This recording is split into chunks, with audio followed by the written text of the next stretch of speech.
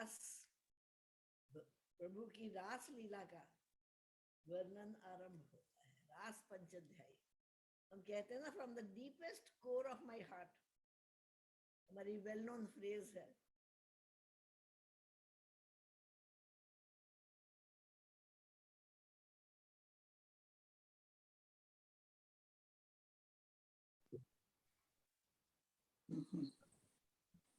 अच्छा, सो रास पंचाध्याय कहते हैं ना, deepest core of my heart.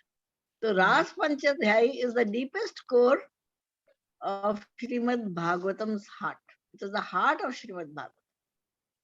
सो आज हम उसमें प्रवेश पाने जा रहे हैं भागवत कृपा से, क्योंकि बिना भगवान की कृपा के यहाँ तक हम पहुंच नहीं पाए। यहाँ तक जी राधा रमन जी पीछे चुप रहे थे, थोड़ा पीछे हो जाए, थोड़ा राधा रमन जी नहीं आ रहे, अब आ रहे हैं। एक मिनट, देखा, स्टैंड निकाल बेटा, स्टैंड निकाल। हाँ, अब ठीक है, चलो चलते हैं जितना चल सकते हैं। Much just give me 1 minute, stand निकाल के रख देते हैं।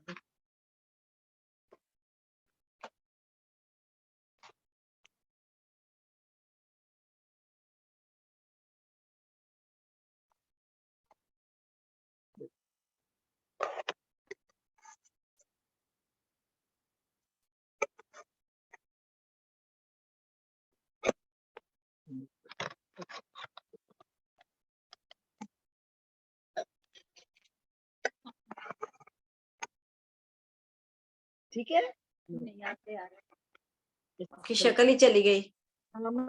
This is much. So Bhagwan ji is allowed to enter his heart. The Panchadhyay, Shrimad Bhagavat Mahapuran Raas Panchadhyay और पूर्व आर्ध का 29th चैप्टर शुरू, जिसे हम रास पंचाध्याय का आरंभ होता है। तो शरद ऋतु की बेला जब अक्टूबर नवंबर, जब शरद पूर्णिमा आती है, चारों तरफ प्रकृति इन इट्स फुलेस्ट ग्लोरी, चांदनी छिटक रही। पूर्णिमा, शरद पूर्णिमा, रास की पूर्णिमा, जो रास का जो समय है ना, शरद पूर्णिमा की रात, तो चारों तरफ चंद्रमा की चांदनी छिटक। यमुना के पुलिन का सौंदर्य का तो क्या कहना, चारों तरफ खूब ठंडी ठंडी हवाएं चल रही हैं, चांदनी छिटक रही है। और ऐसी चांदनी भगवान ने मानो उस चांद से, चांद हमारे मन का प्रतीक है, मून, एस्ट्रोलॉजिकली भी चांद की गति मन की गति। तो भगवान ने मानो उस अमन भगवान, जिनका कोई मन नहीं है, जहाँ कोई इमोशंस मैटर नहीं करते, कोई इमोशन उनको विचलित नहीं कर सकते, उन भगवान ने उस चांदनी रात से, उस चंद्रमा से मानो मन उधार, मानो मन भगवान पीता रात्रि शरद उत्फल मलिका, कि भगवान ने उस रात्रि को, उस शरद पूर्णिमा की रात्रि को, जब चारों तरफ कमलनियां खिल रही थी और सरोवर उनकी महक से महके हुए थे, उन्होंने मनश्चक्रे योग माया, अपनी योग माया का आश्रय लेकर मन को धारण किया। और बहुत महत्वपूर्ण है, इवन द फर्स्ट वर्ड भगवान अपि, भगवान ने भी, यानी अब जो लीला हम सुनने जा रहे हैं कोई साधारण लीला नहीं है।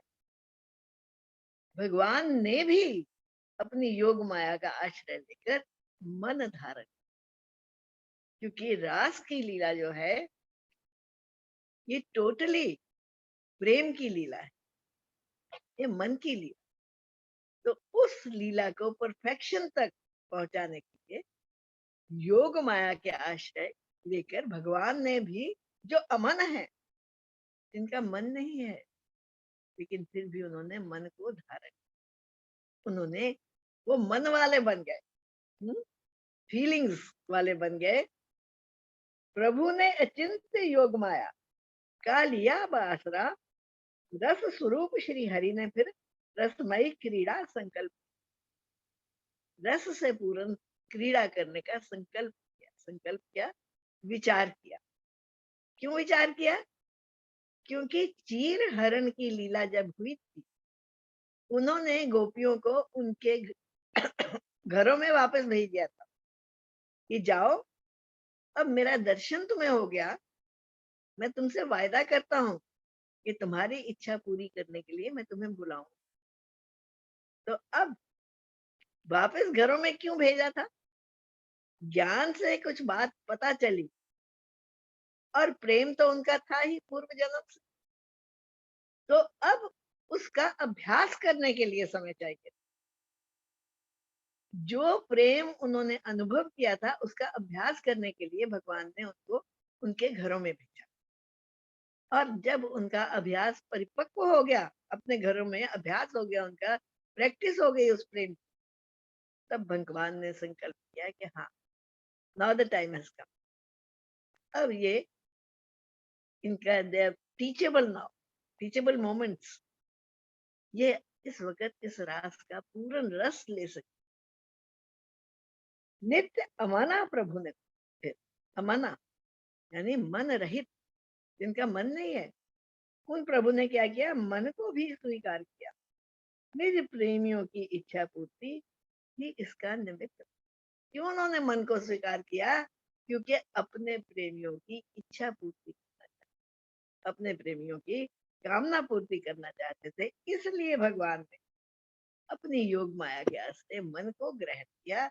मन स्वभाव नहीं है भगवान का, वो अमनिया है, मन रहित है प्रभ।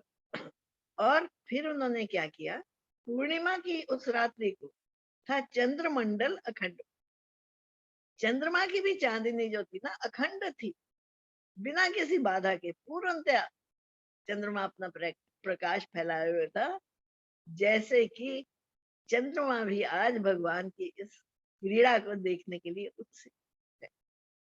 ऐसे वातावरण, ऐसी परिस्थिति में भगवान ने अब अपनी वंशी की तान छेड़ी,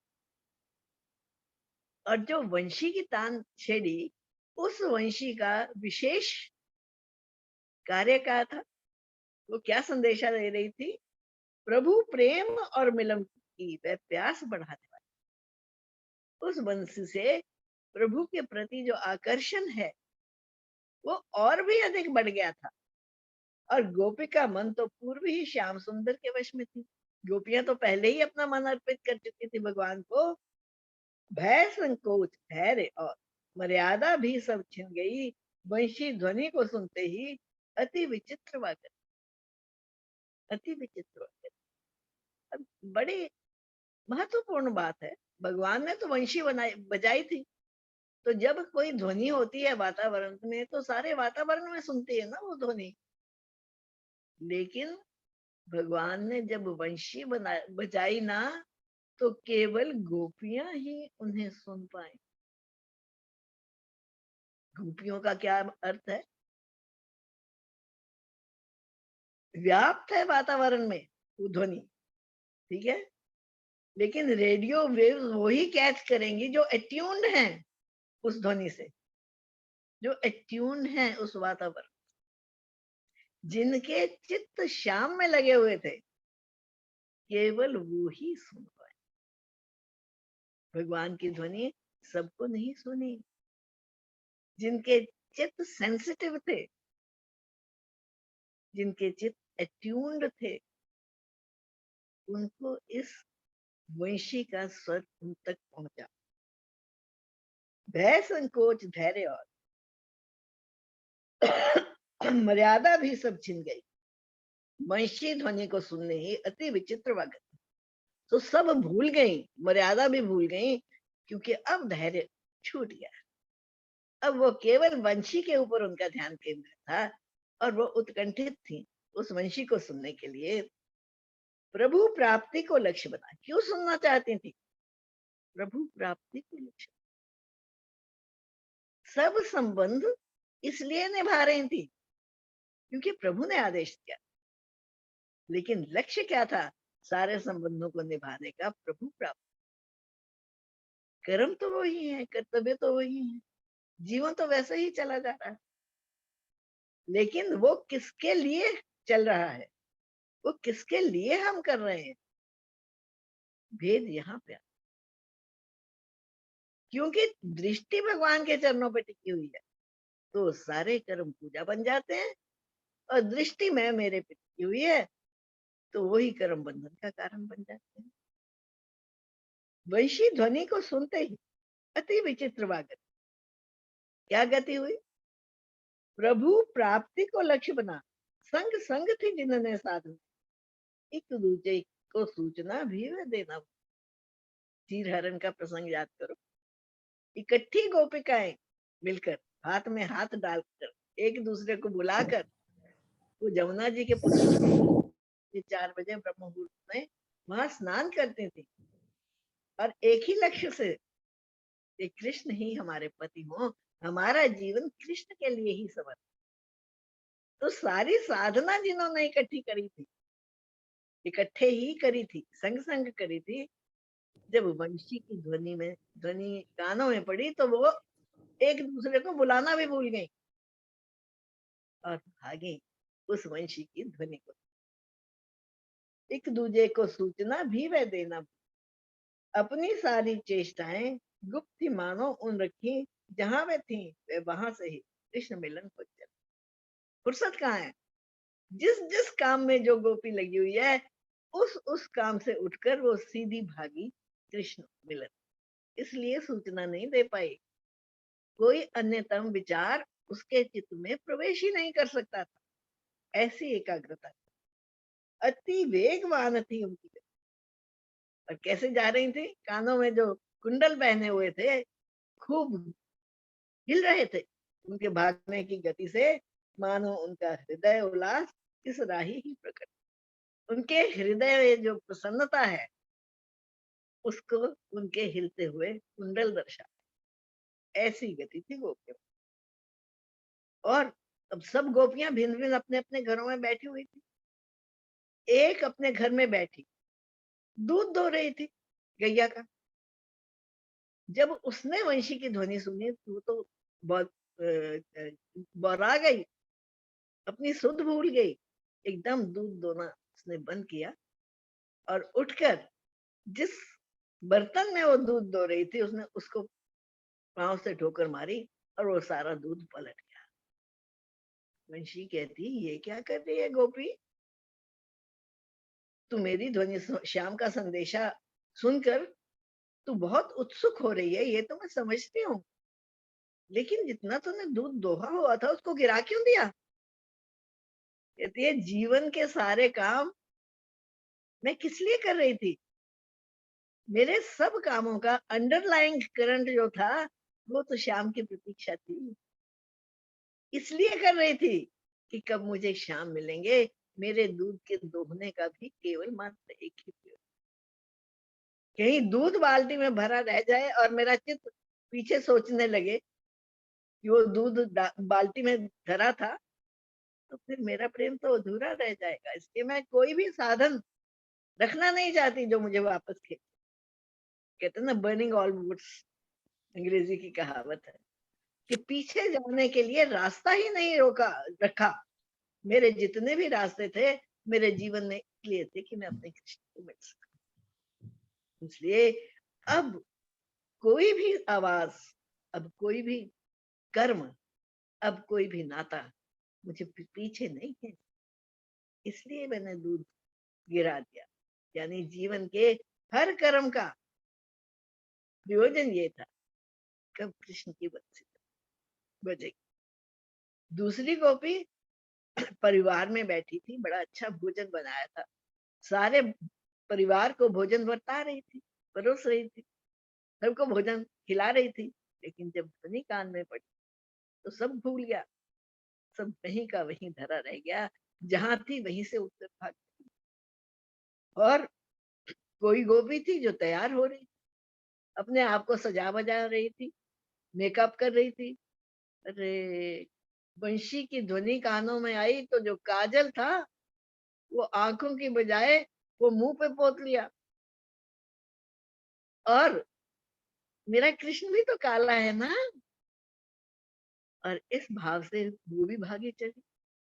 और वस्त्र उल्टे सीधे जैसे पड़े थे वैसे के वैसे ही पहन लिए। इतनी फुर्सत किसको है कि मैं अपने वस्त्रों को संवारूं तो सही, ठीक तो लगूं। क्योंकि शाम को दिखाने के लिए बाह्य सौंदर्य की आवश्यकता नहीं, बाह्य बनाव की आवश्यकता नहीं। उनको जीतने के लिए तो प्रेम चाहिए भाई, एक टक प्रेम, अविभाजित, जिसमें कोई दूसरा नहीं, एक श्याम ही। और इसी का आश्रय लेकर वो गोपियां सब अपने घरों से निकल पड़ी। क्यों? क्योंकि जिसने भी रास्ते में उनके विघ्न खड़ा किया, नहीं कहाँ जा रही हो, कहाँ जा रही हो, उनको उत्तर देने की भी फुर्सत नहीं। क्योंकि वंशी की ध्वनि सुनकर तो उनके प्राण पहले ही श्याम सुंदर के पास पहुंच गए। तो शरीरों को कौन देखे? क्योंकि ये संबंध जो है ना कृष्ण के साथ गोपियों का, ये शरीर का संबंध तो है ही नहीं। ये शरीर की तो बात ही नहीं कर रहा है, ये तो आत्मा की बात कर रहा है। उनके मन प्राण आत्मा तो कृष्ण के पास थे जा पाते। विश्व विमोहन कृष्ण ने ये सब ही ज्यों हर लिए। सबके प्राण तक मानो कृष्ण ने हर लिए थे। उनका अपना वश उस पर रहा ही नहीं था। क्योंकि अपना कोई प्रयोजन ही नहीं था, अपना कोई स्वार्थ ही नहीं था। फिर कोई ऐसे भी थी घर में फंस गए, जिनको जाने की आज्ञा नहीं मिली, या जिनको उनके पति ने रोक लिया, या उनके पिता ने रोक लिया, या भाई ने रोक लिया। तो जो ऐसे घर में फंस गए और निकल नहीं सके, उन्होंने क्या किया? एकांत में, एकांत, जहां केवल एक ही भाव है, जहां कोई दूसरा है ही नहीं, प्रेम गली अति सांकरी, तामे दो ना समाये। जब मैं था हरि नाही, अब हरि है मैं। वहां पर अपने चित्त में, एकांत में जाकर उसने अपने आप को ध्यानस्थ कर, ध्यान में स्थित हो गए। और उस ध्यान में उनको कृष्ण के दर्शन, शरीर से वो नहीं पहुंच पाई कृष्ण के साथ, लेकिन उस ध्यान में उन्होंने कृष्ण के दर्शन, और कृष्ण के दर्शन करके इतना पुलकित हुई, इतना आनंद हुई कि फिर शरीर की भी सुधि किसको रहे। वो शरीर को भी, शरीर रूपी वस्त्र भी त्याग दिया उन्होंने, आत्म रूप में जाकर कृष्ण से। ऐसी गोपियों की अवस्था थी। उन पार्थिव शरीरों को उन गोपिन ने त्याग दिया। शरीर जो मिटने ही वाले हैं, पार्थिव है, मिट्टी के बने हुए। ऐसी गोपियां जो बाहर नहीं जा सकती, उन्होंने उन शरीरों को ही त्याग दिया। उनकी लीला के योग्य ही दिव्य तन को प्राप्त। इस देह से ही है भोग्य जो कर्म बंधन थे कट चुके, ज्ञान के लगते ही उनके सब बंधन छिन्न भिन्न। कर्मों के बंधन शरीर के बंधन थे, और उन बंधनों के रहते वो कृष्ण के पास नहीं पहुंच सकती थी। तो उन्होंने कहा इस शरीर को हम क्या करें, शरीर को ही त्याग दिया। फिर गोपिका गण तो कृष्ण को अपना प्रियतम ही माने थे, है ब्रह्म स्वरूप ही उनके प्रिय। ये तो वह ना पहचाने थी। अब ये परीक्षित प्रश्न कर रहे हैं, बड़ा वैलिड प्रश्न सुखदेव जी से। जब सुखदेव जी ने ये गोपियों की अवस्था का वर्णन किया, कृष्ण की बंसी सुनकर जो उनकी अवस्था हुई, तो सुखदेव जी कहते हैं वो तो कृष्ण को शरीर रूप ही मान रही थी ना, वो तो परमेश्वर नहीं मान रही थी, अपना प्रियतम मान रही थी, सबसे प्रिय है। लेकिन ऐसा भासे उनकी दृष्टि गुणों पे ही, गुणों में ही आसक्त है। फिर गुण प्रवाह रूपा जग से निवृत्ति कहो कैसे संभव। तो फिर ये जो सारा संसार तीनों गुणों में बंधा हुआ है, वो गोपियां भी तो इन तीनों गुणों के अनुरूप ही बरत रही थी ना। तो इस लीला में उनकी लीला का, उनकी इस अवस्था का क्या प्रयोजन है, समझ नहीं आई। राजा परीक्षित पूछ रहे हैं, सुखदेव जी उत्तर देते हैं, ध्यान से हे राजन, पहले ही तुमसे हूं मैं कह चुका, चेदी राज शिशुपाल का मन द्वेष भाव से था भरा, फिर भी प्राकृत तन को त्यजी वे प्रभु का पार्षद हो गया।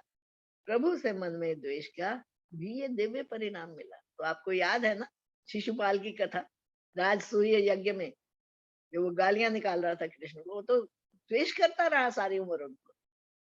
और जब भगवान के चक्र ने उसका शीश काटा, तो भरी सभा ने ये देखा कि उसके अंदर से एक ज्योति निकली और वो कृष्ण के सम्मुख खड़ी हो गई। कुछ क्षण कृष्ण के सम्मुख खड़ी होने के बाद वो कृष्ण में समा गई। चेदी राज शिशुपाल की अवस्था याद करो, उसने तो द्वेष किया था कृष्ण से सारी उम्र, उसने तो गालियां निकाली थी, लेकिन फिर भी दिव्य परिणाम मिला। प्रभु से मन में द्वेष का भी ये दिव्य परिणाम। मन से अगर भगवान से द्वेष भी हो तो उसका परिणाम क्या है कि आप प्रभु को प्राप्त कर लेते हैं। फिर गुणातीत जो गोपियां अनन्य प्रेम करें उनसे, उनकी ही तो है अति प्रिय, वह उनको ही प्राप्त करें। तो कहो हे राजन तुम, इसमें है आश्चर्य का, अनन्य प्रेमी प्रभु का जो सहज ही प्राप्त हो गया। जब शिशुपाल जैसे वैरी की ये गति हो गई, जो भगवान ने जाके समा गया, तो गोपियां तो उनसे प्रेम करती। गोपियों ने तो अन्य सब सहारे छोड़ दिए थे, तो इसमें आश्चर्य वाली क्या बात है, तुम तो ज्ञानी हो, इसलिए श्री भगवान से संबंध तो बनाइए। बड़ी महत्वपूर्ण बात, संबंध तो बनाओ भाई, कोई स्थान तो दो अपने जीवन में। शिशुपाल ने संबंध बनाया, द्वेष का संबंध बनाया, वैर का संबंध बनाया, उसकी ये गति, उसको ये सदगति प्राप्त हुई। जो भी नाता भला लगे उसको ही निभाइए। जो भी भगवान कहते हैं, जिस रूप में ये यथा माम प्रपद्यन्ते तांस तथैव भजामि, जो मुझे जिस भाव से भजता है, मैं उसको उसी भाव से भजता हूँ। मैं भी उसको उसी भाव से भजता हूँ। से संबंध तो बनाओ भाई। फंडामेंटल क्वेश्चन इज, क्या हमारा उनसे कोई संबंध है, क्या हमारा कोई नाता है? निजी ये संबंध वो काम का या क्रोध अथवा भय का हो, स्नेह का या किसी नाते का, चाहे सौहार्द भाव का हो, जिस किसी भी भाव से वृत्तियां उनसे जाए जुड़े, वास्तव में उनका नाता भगवान से ही तो जाए। जिस भी भाव से वृत्तियां उनसे जुड़ जाए, असली बात तो यह है कि वो जुड़ी तो है भगवान के साथ ही ना। इस कारण वह वृत्तियां भी भगवानमय हो जाती हैं। उन राही ही जीव को भगवत प्राप्ति हो जाती, भगवानमय ही हो जाती। वृत्तियां tendencies of the mind, thoughts of the, जिसकी बात हम हर वक्त याद करते रहते हैं, हमारा रूप और स्वरूप भी वैसा ही बन जाता है।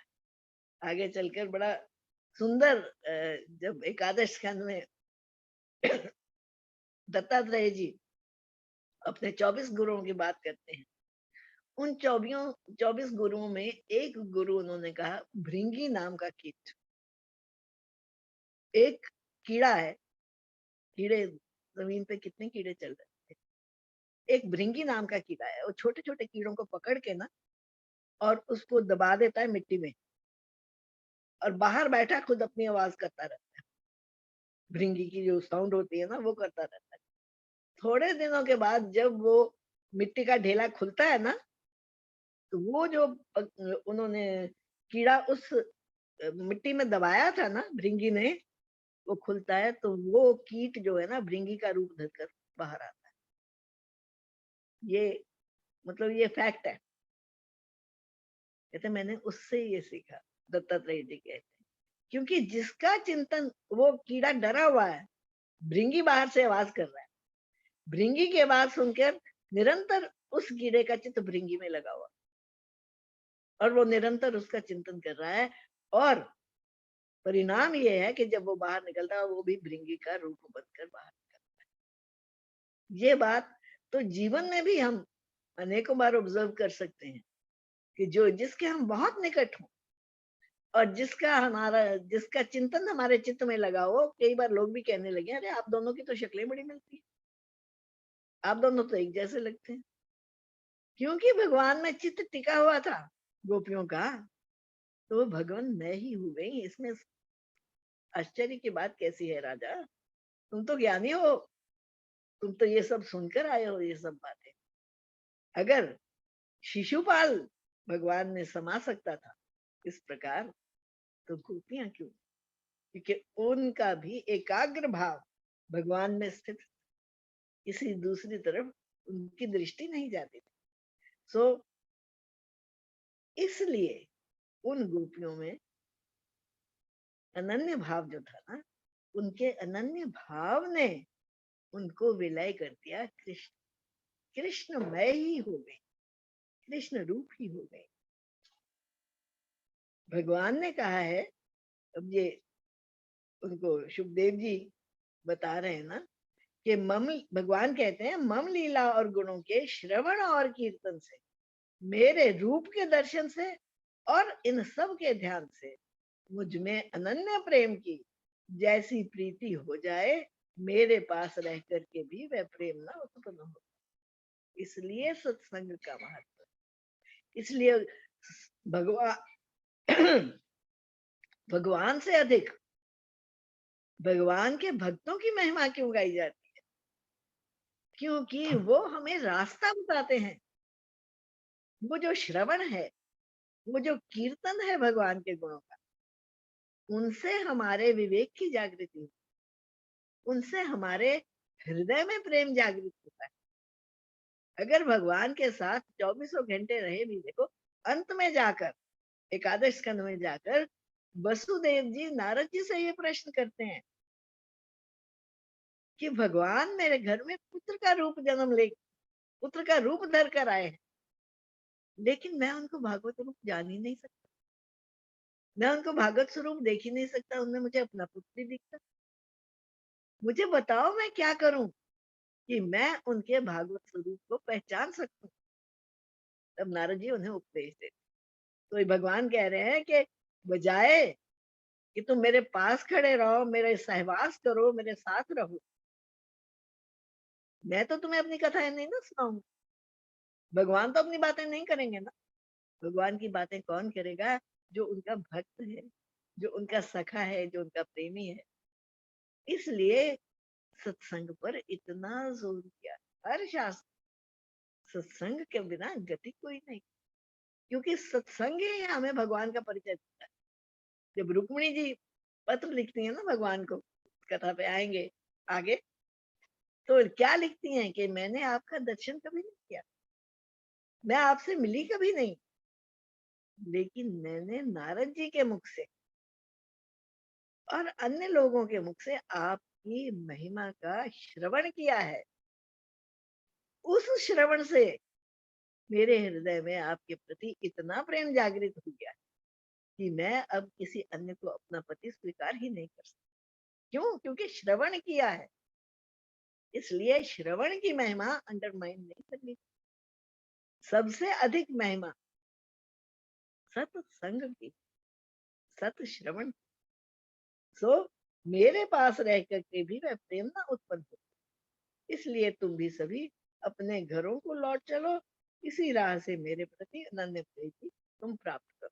भगवान फिर कोशिश करते हैं कि जाओ अपने घरों में मेरे को याद रखो, मेरी बातें सुनते रहो, तब अनन्य प्रीति तुम्हारी हो जाए। तो ऐसे वचन सुनकर गोपियां नाराज हो गई, क्योंकि वो तो बड़ी उल्लास से आई थी कि हम अपने आप को कृष्ण के समर्पित करने आई हैं और वो हमें स्वीकार करें। जब कृष्ण ने कहा कि भाई अब तुम इस वक्त रात के समय यहाँ क्यों, स्वागत है आपका, स्वागत है, लेकिन रात के इस प्रहर में तुम यहाँ क्यों आई? तुम्हारे घर वाले तुम्हारे माता पिता, तुम्हारे पति, तुम्हारे शिशु, वो तो सब नाराज हो जाएंगे। इसलिए मेरे शरीर के मुंह में मेरे पास रहने की बजाय तुम अपने घर में जाकर चिंतन करो। उस अनन्य चिंतन से तुम्हारा प्रेम में वर्धन होगा। अब गोपियों को बड़ी निराशा हुई। तो सब अपने कार्य छोड़कर आई थी एकाग्रचित से कृष्ण के पास, और उनको भगवान ने ये कह दिया कि जाओ भाई, अब अपने अपने घरों को जाओ। तो गोपियां कहती हैं, अरे कृष्ण, तुमने ही तो वायदा किया था कि शरद की पूर्णिमा को तुम हमें बुलाओगे, तो हम तो पीछा अपना सब छोड़ के आ गई। अब पीछे जाने की कोई संभावना ही नहीं है। देखो, भगवान भी टेस्ट लेते हैं, भगवान भी परीक्षा लेते हैं हमारे प्रेम की, कि कितना सत्य है इसका प्रेम, कि ऊपर की बातें कर रहा है। ऊपर की बातें करने वाला एकदम मुड़ जाएगा, हाँ भगवान ठीक कहते हैं, ठीक है। और जिसका चित्त एकाग्र है, वो भगवान को भी डिफाई कर देगा। वो भगवान को भी कहेगा कि अब हम वापस नहीं जाते, अब मेरे तो गिरिधर गोपाल दूसरों। जिस वक्त इतनी दृढ़ता हो जाती है उस प्रेम में, और भगवान भी बार बार ठोकते हैं। क्यों ना ठोके भाई, क्योंकि उन्होंने वायदा किया है, उन्होंने टोटल रिस्पॉन्सिबिलिटी एक्सेप्ट करी। हम भक्त पराधीन, कहते हैं मैं भक्तों के पराधीन हूँ, मैं उनका गुलाम हूँ। गुलाम ही तो है। अर्जुन का रथ हाँकने के लिए वो उसके सारथी बन गए हैं। भीष्म पितामह की प्रतिज्ञा का मान रखने के लिए उन्होंने रथ का चक्र उठा लिया महाभारत के युद्ध। मेरे भक्त का मान रहे, मेरा मान रहे ना। कहते क्योंकि वो प्रतिज्ञा, टोटल रिस्पॉन्सिबिलिटी उन्होंने स्वीकार करी। जिसकी टोटल रिस्पॉन्सिबिलिटी स्वीकार करी है, उसको ठोक बजा के तो देखेंगे अच्छी तरह कि ये क्या अखंड कर रहा है मेरे साथ, ये क्या ऊपर ऊपर की बातें कर रहा है, कि हृदय से इसके ऐसे भाव है। इसलिए वो अपने भक्तों को ठोकते और बजाते हैं। इसलिए भक्तों के जीवन में जितनी विपरीत परिस्थितियां आती हैं ना, दुष्टों के जीवन में नहीं आती। आगे जाकर ये भी प्रसंग आएगा। वो कहते हैं कि कृष्ण क्या बात है, अन्य देवी देवताओं को पूजने वाले तो बड़े सफल हो जाते हैं, वो उनसे जो कुछ मांगते हैं ना, देवता उनको दे देते हैं। लेकिन जो तेरी पूजा करता है, कृष्ण का मतलब नारायण, जो नारायण की पूजा करता है, उसका जीवन तो दुखों से भरा हुआ होता है। ऐसा क्यों? भगवान कहते हैं जो मेरे से प्रेम करता है और जिससे मैं प्रेम करता हूँ, उसकी सारी अनुकूलता मैं स्वयं छीन लेता हूँ। क्यों छीन लेता हूँ? ताकि इसका विचार किसी अन्य दिशा में भ्रमित ना हो, किस इसका संग कहीं और जा ही ना सके, केवल मुझ पर केंद्रित। ये मेरी कृपा है कि मैं उनका सब कुछ छीन लेता हूँ, ताकि वो अनन्य भाव से केवल मुझसे। भगवान कहते हैं, देखो, आत्म ज्ञान में कुशल जन प्रेम तुम्ही से है कर। इधर भूल गई मैं। तो उन्होंने सारे भोग छोड़ दिए थे, गोपियां सब कुछ छोड़ के आ गई थी। अब क्या कह रही हैं, हे घट घट व्यापी प्रिय कृष्ण, भगवान को उलाहना दे रही थी। हे घट घट व्यापी प्रिय कृष्ण, तुम हमारे हृदय की जाने हो, निठुराई भरे ये वचन तेरे, तुम ही कहो क्या उचित हो। भगवान ने कहा ना, अब मेरे पे मिल लिया तुमने, प्रकृति का ये सौंदर्य भी देख लिया तुमने, अब जाओ अपने घरों को वापस जाओ, क्योंकि वहीं पे तुम मेरे बारे में सुनती रहना कथाएं, तो तुम मुझे प्राप्त कर लोगी। उसका उत्तर दे रही हैं, सब कुछ छोड़ के हम तो बस तब चरणन में ही प्रेम करें, वो महाहठी स्वतंत्र तुम, नहीं है किंचित इसमें संदेह। हमरा तो तुम पर केशव कोई वश ना चल सके, फिर भी अपनी ओर से तो स्वीकार हमें तो कर सके। हमारा तो वश नहीं चलता है भगवान, आप तो समर्थ, आप तो हमें स्वीकार कर सकते हो। जो आदि पुरुष श्री नारायण निज भक्तों से प्रेम करें, मुमुक्षु जन की याचना सुन, वह उनके ही वश में रहे। तो भगवान का ये स्वभाव है कि भक्तों के वश में रहते हैं। आत्म ज्ञान में कुशल जन प्रेम तुम्ही से है करते। नित्य प्रिय हो तुम्हें कृष्ण, तुम ही हो सबके आत्म है। दुख दे और अनित्य है जो, उन पति पुत्र से क्या करें। हम तो उन सब में भी प्रभु आपके ही दर्शन। तो वो तो इन एनी केस अनित्य है, वो तो इन एनी केस हमारे साथ निभने वाले नहीं, हम तो उनमें भी आपको आपका ही दर्शन करते हैं। तो आज आपके पास पहुंचकर हम फिर क्यों उन विभिन्न रूपों में वापस जाएं। हे परमेश्वर प्रसन्न हो, कृपा करो हे कमल नयन, चिरकाल से पाली प्रेम लता, नहीं करो प्रिय इसका। चिरपाल से पाली, ना जाने कितने जन्मों की उनकी तपस्या है भगवान को पाने के लिए। उन्होंने तपस्वी रूप में राम से कहा था कि हम आपके रस का आस्वादन करें। इसलिए हे भगवान, अब आप हमें निराश ना करो, अब आप हमें वापस भेजने की बात ना करो। अब तलक हमारा चित्त तो था गृह काज में रमा, इसलिए हमारे हाथों ने भी था उन्हीं को अपनाया। जब तक चित्त घर के कामों में लगा हुआ था, परिवार के कामों में लगा हुआ था, तो हाथ भी वही काम कर रहे थे। लेकिन हे मनमोहन जी, कैसा अचरज तूने किया, हमारी आंखों के सामने ही हमारा चित्त चुरा लिया। कैसा अचरज तूने किया कि हम तो लगे हुए थे दुनिया में गुम, अपने सारी ड्यूटीज निभा रहे थे। तो हमारे देखते देखते तेरी वंशी ऐसी बदली कि हमारे सामने ही हमारा चित्त हमारे हाथ से निकलकर तेरे चरणों तक। तेरा क्या बिगाड़ा, तेरा क्या बिगड़ा इससे कृष्ण, वो तुम तो सुख स्वरूप ही, किंतु ये गति मति हमारी तूने है कैसी निराली। जब तक भागवत कृपा ना हो, ऐसी गतिमति भी नहीं होती। इस बात को समझ रही हैं वो, ये मान नहीं कर रहे कि देख हम कितना प्यार करते हैं तेरे से, तू क्यों नहीं प्यार करता। भगवान आपने ही ये प्रेम हमारे हृदय में उत्पन्न किया है, और आपके ही प्रेम में विवल हो रही हैं।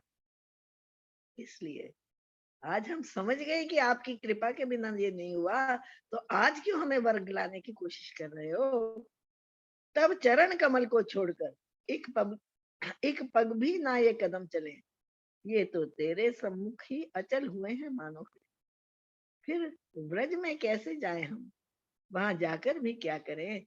हमरे प्राण तो चित चोर हैं आज तुम्हारे संग। फिर वहां जाके हम क्या करेंगे, क्योंकि हमारे प्राण तो आपके चरण, आपके अतिरिक्त हमारा अन्य कोई आश्रय नहीं है। जिसने भी है प्रभु कभी चरणों में शरणा प्राप्त करी, उसके कष्ट क्लेश भी प्रभु आपने स्वयं हरी। तब युगल चरण की शरण में हे प्रभु हम हैं आ गई, पर कुटुंब गांव घर कुटुंब गांव छूटा, तब चरणन की आस में। अब कृपा करो हम पे भी नाथ, तब प्रसाद अब हमें मिले, चित्त निरंतर चरणों में ही प्रभु अब टिका। सो निरंतर चित्त चरणों में टिका हुआ है, और प्रार्थना भी ये है कि निरंतर ही चरणों में टिका रहे। अब हम आपको छोड़कर हम जाते हैं मंदिर में, हम भगवान से प्रार्थना करते हैं हमें कुल मिले, हमें संसार मिले, हमें साम्राज्य मिले, हमें समृद्धि मिले। और गोपियों को भगवान कह रहे हैं जाओ अपने घरों में वापस, और वो कह रहे हैं हमारे प्राण तो इन चरणों में हैं। अब इन चरणों को छोड़कर हम कहाँ जाए, कृष्ण हम नहीं जाएंगे। इसलिए आप ही कृपा करो, हम आपके शरणागत हैं, आपकी शरण में आए, आप हमें स्वीकार करो। ये गोपियां कृष्ण से वार्तालाप कर रही, इस वार्तालाप में देखिए उनका प्रेम, उनकी भावना और एकाग्रता। निज सौंदर्य के एक कण से त्रिभुवन मोहिनी मूरत तब, सुंदरता से है भर देती, जैसा भी है सब पूरा। आप अपने सौंदर्य के एक कण से सारे संसार को सुंदरता से भरपूर कर देते हो, जिसे देख जन जन प्राणी रोमांचित ही सब हो जाए। गौ पक्षी वृक्ष हिरण पुलकित ही होते दर्शाएंगे। पहले वेणु गीत में कह के आए हैं ना कि किस प्रकार उस वेणु का प्रभाव है पक्षियों पर, पशुओं पर, अरे पशु पक्षी छोड़ो, वृक्षों पर, नदियों पर और जीवों पर। तो कहते हैं आपका ही ये आपके सौंदर्य का प्रभाव है कि सब वशीभूत हो रहे हैं आपके। निज नेत्रों से निहारा उसे को स्त्री विचलित ना होगी, निज कुल मर्यादा लोकलाज जिसकी पीछे न छूटे। तो वो सौंदर्य जो जड़ और चेतन सबको स्तब्ध कर देता है, उस सौंदर्य को देखकर कौन है जो अपना मन अपने पास संभाल कर रख सकता? उसका मन स्वतः ही आपके चरणों में लौट जाता है। अब क्योंकि राजा परीक्षित ये सब सुन रहे हैं, तो उनके मन में थोड़ा सा संशय उठता है। बड़ी अजीब बात है, ऐसा फिर भगवान तो मर्यादा को स्थापित करने आते हैं जग में, तो ऐसी बात जो कि सोसाइटी को एक्सेप्टेबल ना हो, समाज जिसकी आज्ञा नहीं देती, ऐसा कर्म भगवान ने किया। तो उनके मन में ये प्रश्न चल रहा है और शुकदेव जी ने उस उनके उनकी मनोगति को पहचाना। इस वक्त राजा ये सोच रहे,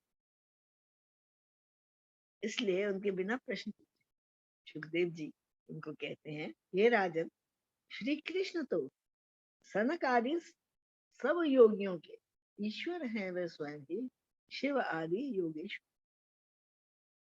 पहले श्लोक पे आ जाएं। शुरू कहाँ से करते हैं व्यास देव जी? भगवान अपनी तारा, भगवान ने भी उस रात को, जानी ये लीला जो है इसको मानुषी लीला मत समझो, ये भागवत लीला है। भगवान ने भी उस रात को अपनी योग माया के आस्ते मन को धारण किया। वही बात ये कह रहे हैं, ईश्वर हैं वे स्वयं ही शिव आदि योगेश्वर। गोपियों की विरह व्यथित आतुर वाणी को जब सुना, उनका कोमल हृदय तब दया से द्रवीभूत है। तो वे आत्म राम ही अपने में ही नित्य रमण करें, अपने सिवा किसी अन्य विषय वस्तु की अपेक्षा नहीं उन्हें। फिर भी हंसकर श्री हरि ने मानो अनुमोदन उनका किया और उनके साथ फिर नव क्रीड़ा का आरंभ। तो भगवान उनकी बात सुनकर हंसने लगे, हंस मुस्कुरा दिए, यानी उन्होंने उनकी प्ली जो थी, उनकी प्रार्थना थी, उसे एक्सेप्ट किया। और जमुना के कूल पर, जमुना जी के किनारे में उस चमकती हुई चंद्रमा की चांद में फिर भगवान ने नृत्य आरंभ इन गोपियों के साथ। कैसे थी, कैसे कैसा दृश्य था उस नृत्य का? जमुना के पावन तट पे थी श्वेत बालू कर्पूर सब, जो रेत थी फैली हुई ना, कपूर के जैसी श्वेत रंग की थी। सब गोपिन को संग लेकर किया वहां कृष्ण ने पदार्थ। यमुना जल के स्पर्श से अति शीतल था वह बना, कुमुदनी की सुगंध से था सुरभित वायु को। कुमुदनी जो कमल रात को खिलते हैं तो कुमुदनी कहते हैं। उस आनंद दे पुलिन पर श्री हरि ने फिर क्रीड़ा करी, गोपियों को ले संग उनने वहां पे अपनी रास रची। अब कैसी रास रची उन्होंने कि प्रत्येक गोपी को आभास ये हो रहा है कि कृष्ण मेरे संग नाच रहे। हर गोपी को ये अनुभव दिया उन्होंने कि कृष्ण उसके ही संग है। हर आत्मा का संबंध तो परमात्मा से ही है, इसलिए सबको पर्सनल अटेंशन और पर्सनल कांटेक्ट का अनुभव दिया।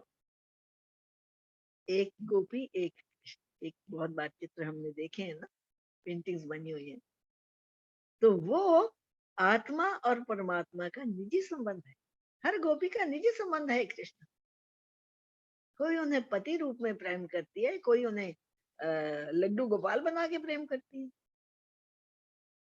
कोई उन्हें अपना शत्रु जानकर प्रेम करता है, शिशुपाल। लेकिन संबंध उस कृष्ण से ही है। तो इस प्रकार एक गोपी और एक कृष्ण वहां नृत्य करने लगे। जब श्री हरि ने देखा, अच्छा, अब जब हरि के साथ नृत्य करने लगे, ऐसा सौभाग्य हमें, देखो कृष्ण हमारे साथ नाच रहे हैं, देखो तो सही, संसार में हम जैसा भाग्य किसके पास होगा। सर्वव्याप्त कृपा सागर ने जब गोपियों का यूं मान किया, तब मान का भाव वहां गोपियों का। भगवान ने मान क्या किया उनका, कि हर गोपी को ये एहसास दिया, ये अनुभव दिया कि वह उसके ही हैं, उसके साथ ही नृत्य कर रहे हैं। तो इसके परिणाम स्वरूप उन गोपियों के मन में मान उठाया। मान क्या उठा, सर्वश्रेष्ठ हम ही तो हैं संसार की सारी स्त्रियों, हम जैसे सौभाग्य तो अन्य किसी के ना हो सकते। सब सोचने लगी, देखो हमारे जैसा सौभाग्य किसका है संसार में, जिनको कृष्ण साक्षात रूप में प्राप्त हुए और जिनके साथ कृष्ण साक्षात रूप में नृत्य कर रहे हैं। अब जब श्री हरि ने ये देखा, तो भाग्य का इनको गर्व हुआ और हृदय में इनके आज गुमान भी है, उमड़ा है। वह गर्व शांत करने के लिए और उनका मान हरने के लिए आनंद निरंतर उनका बने, प्रभु वहीं पे अंतर। भगवान अपने भक्त में गुमान बर्दाश्त नहीं कर सकते। उन्होंने देखा इनके मन में माने नहीं हो रही हैं, ये अपने आप को दूसरों से अलग और श्रेष्ठ मानने लगी हैं। तो वही उसी रेतु उसी रेत के ऊपर, बालू के ऊपर नृत्य करते करते उन सब गोपियों के साथ वहीं पे अंतर्धान, डिसिप्लिन वहीं पे। यानी हमारे हृदय में बसते हैं भगवान, लेकिन जिस पल गुमान का उदय होता है, जिस पल अभिमान का उदय होता है, फिर भगवान वहां से अंतर्धान हो जाते हैं, छुप जाते हैं, तत्पश्चात उनके दर्शन नहीं। ये आरंभ हुई है रास, तो समय हो गया, गीत सुनते हैं रासलीला।